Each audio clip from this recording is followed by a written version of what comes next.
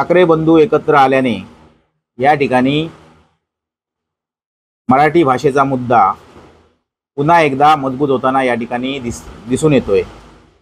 कारण कालच आपण बघितलात की 5 तारीखला दोन्ही ठाकरे बंधू सन्माननीय उद्धवजी बाळासाहेब ठाकरे, सन्माननीय राज ठाकरे हे एकत्र आल्यानंतर आणि त्यांना मिळणारा संपूर्ण मराठी बांधवातून कलाकार असतील, साहित्यिक असतील आणि मराठी प्रेमी असतील यांचा पाठिंबा बघितल्यानंतर आज सरकारवर तो जी.आर. रद्द करण्याची नामुष्की या ठिकाणी आलेली आहे।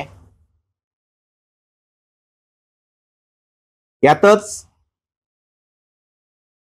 ही दोन्ही ठाकरे बंधूंना एकत्र आल्यानंतर एक महाराष्ट्राची ताकद काय आहे ही यातून या ठिकाणी निश्चितपणे दिसून आली। आणि त्यामुळे उद्या जो विजयी मेळावा होणार आहे या विजयी मेळाव्याच्या पार्श्वभूमीवर आम्ही सुद्धा मालवणामध्ये तशाच पद्धतीचा जल्लोष फटाक्यांची आतषबाजी करून असेल या ठिकाणी आम्ही साजरा करणार आहोत।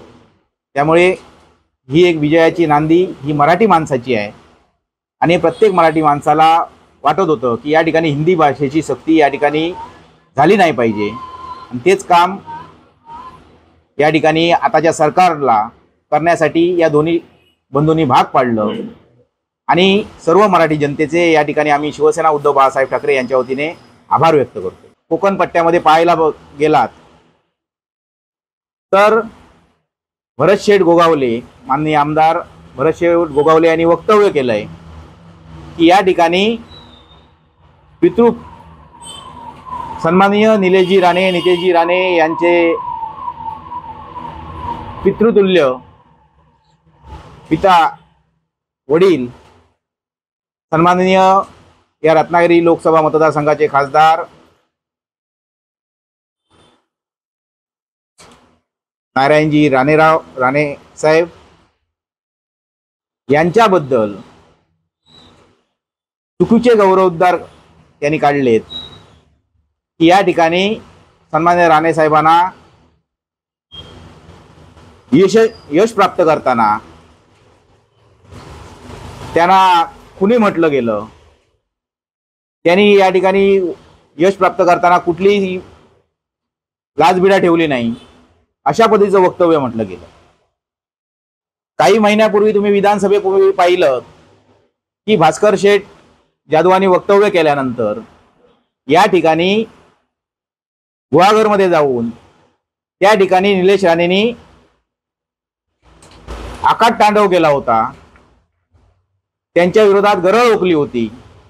परंतु आज भरतशेठ गोगावलेंनी या ठिकाणी अशा पद्धतीचे भाष्य केल्यानंतर आज निलेश राणे गप्प का? आज सन्माननीय नितेशजी राणे गप्प का? आता त्यांना पितृप्रेम आठवत नाही का? आता त्यांना वडिलांचा झालेला अपमान आणि वडिलांबद्दल काढलेले अपमानात्मक शब्द यासाठी सन्माननीय या मतदारसंघाचे आमदार या ठिकाणी कोणती भूमिका मांडणार आहेत की आताही त्या रायगडमध्ये जाऊन त्या ठिकाणी भरतशेठ गोगावलेंच्या विरोधात ते आपले दंड ठोपटताना दिसणार आहेत का?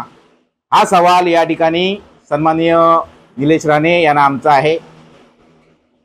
कारण आज नारायण राणेंना खुनी म्हटल्यानंतर या ठिकाणी त्यांचं रक्त खवळताना आम्हाला या ठिकाणी दिसलेलं नाही, फक्त कार्यकर्त्यांच्या स्टेटमेंट या ठिकाणी देण्यात आल्या।